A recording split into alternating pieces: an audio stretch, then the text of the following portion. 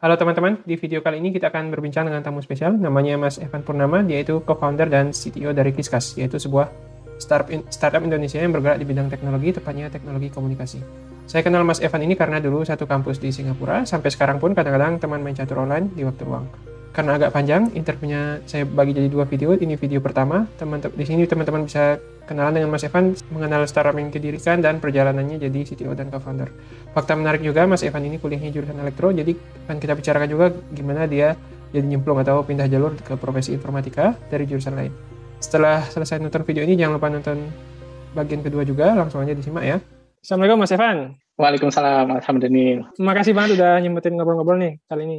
Siap.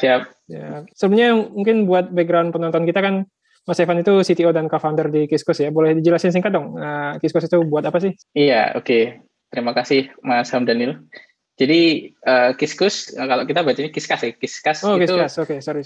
Itu B2B SaaS company yang business to business. SaaS itu software as a service company yang focusing di communication dan conversation technology. Jadi kita punya beberapa produk mungkin yang paling banyak gitu ya yang pakai itu buat customer support customer service gitu. Jadi kita punya platform bisa menghubungkan dari berbagai macam chat platform kayak WhatsApp, Instagram, Facebook Messenger, Line jadi satu, terus kemudian bisa di centralize gitu di satu dashboard.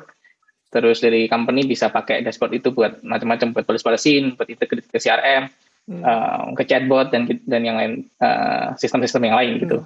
Jadi kalau kira-kira kalau perusahaan pingin kan punya banyak jalur komunikasinya itu ke customer-nya. Jadi dengan kalau dia pakai Kiskas, dia bisa nyatuin komunikasi ke semua itu dari satu dari layar satu lah, platform gitu. Ya, betul. Iya. Gitu. Jadi itu kita punya beberapa produk yang lain kayak chat engine SDK gitu juga yang misalnya pengen punya fitur chatting user to users, terus kemudian daripada bikin dari awal pakai SDK kita itu juga bisa gitu. Cuman yang sekarang ini lagi di push gitu ya, di push ke market dan juga emang peminatnya lagi banyak kan yang customer service, customer support tadi gitu. Biar masuk akal sih, biar soalnya sekarang kan banyak perusahaan pengen nge-reach out ke customer-nya gitu kan. Jadi iya, go digital. Iya, benar. Ngomong udah berapa besar sekarang perusahaannya? In term of clients itu kita serving sekitar mungkin seribuan clients. Untuk company size-nya company size-nya kita sekitar 100 orang. Untuk yang engineering related sekitar 70-an orang. Oh, gitu juga. Sekitar itu. Ya, Mas Ambria relatif sedengan lah, nggak terlalu besar juga kayaknya. Tapi segitu engineer udah bisa ngelayanin ribuan ini ya, jaga juga. Ya, lumayan. Udah berapa lama jadi CTO di Kiskas? Dari Kiskas tuh dari 2013 ya, berarti udah sekitar jalan 8 tahun ini. Oh, udah lama. Iya, 8 tahun. Iya, lumayan ya udah. Berarti dari awal sebagai co-founder juga ya, berarti? Dari awal. Udah CTO. Oke. Betul. Sebenarnya saya penasaran juga, CTO itu sehari-hari ngapain sih kerjaannya? Iya, CTO sebenarnya sehari-hari kalau tergantung size company juga sebenarnya. Kalau misalnya dari awal gitu, misalnya beberapa tahun pertama ya jelas sehari-hari kerjaan utamanya ngoding ya. Maksudnya nothing else. Ngoding terus sampai misalnya size company-nya udah ada, misalnya tim engineering-nya misalnya udah di atas 20 orang, 30 orang gitu, mungkin juga jadi harus mikirin productivity teman-teman yang lain. Kalau misalnya cuman sendirian ngoding, nanti kalau misalnya yang lain kacau kan lebih parah lagi, malah mending mastiin yang lainnya aman, jadi productivity secara overall meningkat gitu. Kalau sekarang sih masih coding, tapi yang sifatnya enggak sesuatu yang lebih ke research ataupun kayak yang kira-kira hal-hal yang nggak terlalu ada yang pegang, terus kemudian mungkin kayak patch gitu. Cuman kalau misalnya berarti terkait inovasi gitu mungkin kali ya, yang baru-baru atau yang mempengaruhi banyak hal, mungkin itu yang dipegang CTO. Kalau yang lain untuk produk biasa sehari-hari mungkin dipegang engineering lain gitu. Ya, harus sudah ada yang pegang. Justru malah mikirin itu gimana caranya biar kalau yang paling penting itu tuh harus ada yang pegang gitu. Maksudnya harus bentuk timnya. Kalau misalnya belum ada ya harus rekrut, terus kayak mastiin alokasi manpower-nya mencukupi kayak gitu-gitu. Tapi kalau untuk inovasi ya berarti bikin tim R&D, tapi juga kan ikut involve di sana sini gitu ya. Terus masalah apa namanya, misalnya ada customer feedback gitu, misalnya customer feedback, terus gimana caranya dari customer feedback masuk ke produk itu kan mungkin harus dipastiin dari support, dari tim produk, dari product managers mungkin, dari tech lead itu biar streamline kayak gitu-gitu. Jadi ya lancar semua lah itunya, lebih ke mikirin gimana caranya biar lancar gitu. Tapi kalau sekarang udah banyakan gitu-gitunya daripada codingnya. Kalau sekarang. Lebih banyak gitu-gitunya, betul. Tapi ketika awal-awal masih perusahaannya masih baru dulu, berarti ngoding sehari-hari justru kebanyakan ngodingnya. Iya, all the time ya, all the time ngoding. Ngerti lah, kebayang. Terus iya. Kalau boleh sebagai gambaran teknologi yang dipakai di Qiskos itu buat codingnya kayak gimana? Kalau sekarang yang main produk itu mostly sih untuk backend ya, itu Golang sama Elixir. Golang lebih di core chat engine-nya, terus Elixir di hal-hal lain related dengan tadi customer support, customer service kan ada berbagai macam channel kayak gitu-gitu, itu kita pakai Elixir. Ada beberapa stack yang lain kayak misalnya Ruby dan PHP, tapi itu lebih ke beberapa service dari zaman dulu ya. Kita bikinnya awalnya di Ruby dulu atau di PHP dulu, terus kemudian masih sampai sekarang gitu, karena memang ya udah nggak diapa-apain lagi, tapi masih jalan gitu. Ya udah berarti nggak terlalu urgent. Cuman yang baru-baru sih lebih ke Golang, Elixir gitu sih. Kalau untuk yang lain nih, kalau front end ya JavaScript ada beberapa framework sih, cuman kita nggak terlalu harus semuanya pakai React misalnya, atau harus semuanya pakai Vue gitu, nggak gitu, tergantung developersnya gitu. Tergantung tim gitu ya, ada tim yang pakai React, ada yang pakai Vue, ada yang pakai semacamnya. Oke. Iya. Kalau pertimbangan bahasanya itu kenapa? Misalnya Golang versus Ruby gitu, dulu katanya pakai Ruby, sekarang jadi Golang. Dulu pakai karena pertama sih pasti dari community gitu ya, dengar kalau ini bagus kan. Pertama kan kita istilahnya kayak signalnya kan dari sana ya awalnya. Terus kemudian ya udah cobain aja dulu gitu. Misalnya dicobain dulu, terus benchmark dulu kayak ternyata memang jauh lebih kencang. Terus kemudian dari sisi gampang dipelajari juga kayaknya nggak terlalu susah gitu misalnya. Terus developer yang available juga banyak, trennya juga naik di sekitar gitu ya. Iya, terus jadinya kayak ya udah kayaknya itu bagus. Nah, kalau Golang sih karena memang cukup banyak yang pakai, jadi kelihatannya nggak terlalu difficult decisions ya. Yang Elixir itu sih yang agak Elixir itu bahasa pemrograman itu apa? Iya, bahasa pemrograman. Iya, itu kayak Erlang gitu, tapi lebih istilahnya lebih gampang dimengerti. Kalau Erlang kan cukup susah ya untuk dimengerti ya. Nah, ini konsepnya sama, pakai jalan di virtual machine yang sama, cuman bahasanya lebih human friendly gitu. Nah, ini Elixir. Nah, ini dulu kenapa kita pakai Elixir juga karena sebenarnya itu juga dengar-dengar performanya bagus, terus konsep-konsep Erlang kan kita cukup suka gitu, yang distributed sistemnya oke, terus bisa komunikasi antar node, terus ada pattern matching juga yang kita lihat sesuai sama usage kita. Terus jadinya yaudah cobain aja ya. Awalnya dari cobain dulu sih, terus kemudian cobain, terus waktu dicoba di jalan di service-service kecil kayaknya aman, terus kayaknya sesuatu yang enggak trennya juga naik walaupun nggak secepat Go. Jadinya ya udah kayaknya go for it gitu ya. Jadi ya biar ini juga sih, biar sesuatu yang kan penasaran ya. Mungkin nggak harus sesuatu yang harus semuanya pros gitu, tapi karena kayak penasaran kayaknya seru. Nah, yaudah coba aja gitu. Oke. Sip. Iya. Terus mungkin buat teman-teman kan, kalau kita audiensnya teman-teman yang baru belajar atau baru mulai berkarir di dunia IT nih. Jadi Mas Evan ini sebenarnya dulu jurusannya teknik elektro, benar kan? Iya, betul. Terus kok bisa masuk dunia komputer itu atau dunia startup? Yeah. Terus apa aja dulu yang mesti dipelajari ketika pindah jalur dari elektro ke komputer?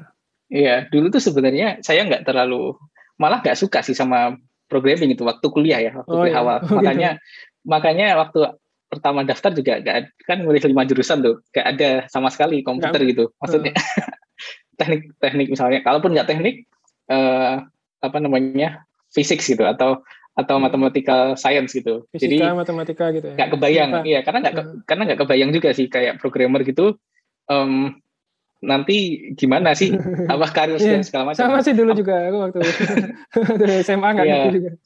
Betul, apalagi waktu itu kan trennya kan orang-orang masuk teknik terus kerja di misalnya minyak atau di apa kayak gitu-gitu ya. Jadi mindsetnya tuh masih kayak gitu. Terus jadinya pilih jurusan yang paling ini aja lah, paling umum gitu. Maksudnya kalau ditanya masuk jurusan apa, teknik elektro udah kayaknya nggak akan tanya lagi itu.